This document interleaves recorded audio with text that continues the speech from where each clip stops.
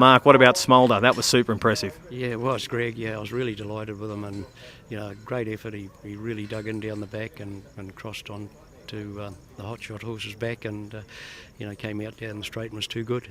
You just ducked in for a little bit of a breather coming into the final turn. You just thought that might, hitting that turn, it might be just best to help him around that final turn. A little bit, Greg. I really worked hard from the winning post round the bottom corner, and with about 800 metres to run, we were flying, and then I really had to burn him down the back to cross to parked, and then the gap was there. So what happens with him now? Obviously the Len Smith miles on the agenda. Yes, the Len Smith mile next, and then all going well, maybe after that we'll head to Brisbane at some stage. I was interested to hear you say in the presentation you spent a bit of time here at Penrith in your earlier days. Yes, worked for Jack Honan many years ago now, and when I was young, and we did come and race at Penrith on the odd occasion. So a track that you obviously know a little bit about then. I think I forgot most of it, Greg.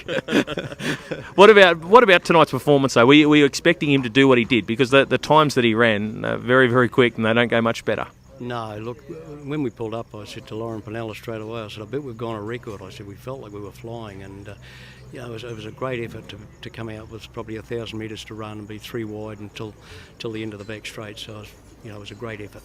I remember speaking to you about him and said, how long can he race for this season? And you said, well, there's no use sending him into the paddock now. It's too long a break until the New Zealand Cup, so you just keep him ticking over while he's racing well. Yes, that's right, and he didn't come into it till late either, Greg. He had a setback through his preparation, so he hasn't had a lot of starts in this season. What about Follow the Stars? That was just track work for him, really well in as a C1 here in Australia. Yes, yeah, and it's nice for the horse. He's had some hard runs at home, and have faith in me, he's just knocked him off each time. But his sectionals has been fantastic, and you wouldn't think he'd get beat running them, but that's just Group 1 level racing. But it was nice for him tonight to get a nice win like that. So what do you do with him? He's a Vic bred horse? He is a Vic bred, and yes, we'll probably take on the Vic bred series with him, and possibly go to Melbourne next week for a nice 3-year-old race. Does he need a break, or will you look to take him home, Jules, or Queensland Derby? Like, what are the options for him? Yeah, we'll probably just play it as we go along, I think, Greg. We have got options, so as I say, we'll just take it as it comes. Now, what about you're over here in Australia, and obviously with a big team at home, with the strength of the stable, will we see you trying to keep the horses separate and therefore see more of you here in Australia? It's a question I get asked a lot, but yeah, look, our handicapping system's changed, so it's something we seriously have to look at, especially with our young horses. Satellite stable? Well, we don't know yet, but we're looking into it. Congratulations tonight, Mark. Well done. Yeah, thanks, Greg. Pete, Rich Virgin wins race number 1 at Penrith. You must be happy with that? Really good, Greg. Yeah, really happy. Really happy for the owners. We got him in really good nick. He's only been with us sort of 2.5 weeks. So, yeah, we haven't done too much with him, but he seems to be going really well. He's now won 3 races. He won the Leeton Breeders' Plate, and then he's won 2 for you. Now, the win at Canberra at his first run, 1:58, but 56.8 his last half.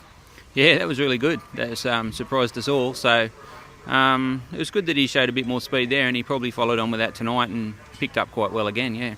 Just watching him tonight, sat in tonight and was able to come with the 1 run. Todd McCarthy brought him with a well-timed run. That's another string to his bow.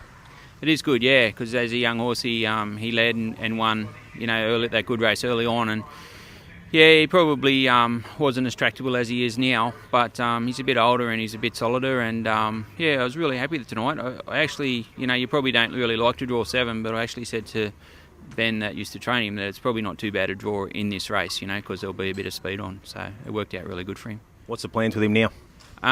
We'll just probably just try and win his other 3-year-old. That's his first 3-year-old win, and then hopefully the Breeders' Challenge should nearly rock around by then. Breeders' Challenge looks a nice series for him because of he is a bit versatile. That's right, yeah, and hopefully that cuts a few of the the Derby type horses out, just being the New South Wales ones, and yeah, I think hopefully he can keep improving too with a bit of racing, because he hasn't had he had a really long spell after his 2-year-old year, so he hasn't done a lot of racing this time in. So yeah, hopefully the best is ahead of him. And finally, fellas, a trouble in on Saturday night, but how's he come along since winning that carousel heat? Yeah, he's great. We just thought it'd be good to give him another run at Menangle because he hasn't raced there for a while before the carousel. So, that was a good race for him, 2300. He's obviously up in grade a bit, but I think he'll go well. He's certainly feeling really well within himself, yeah. Congratulations with the win tonight. Thanks, Greg.